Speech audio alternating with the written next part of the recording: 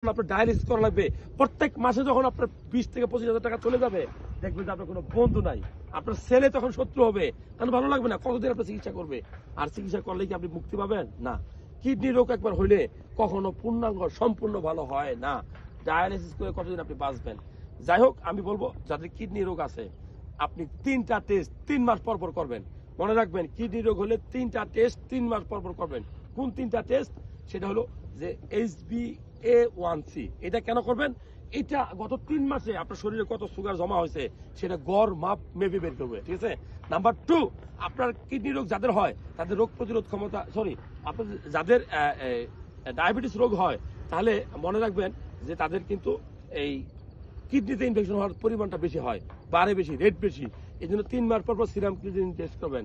এবং অবশ্যই মনে রাখবেন যে 3 মাস পর পর আপনি লিপিড প্রোফাইল টেস্ট করবেন। কারণ কি, লিপিড প্রোফাইল টেস্ট করলে আপনার কিডনি থেকে বা ডায়াবেটিস থেকে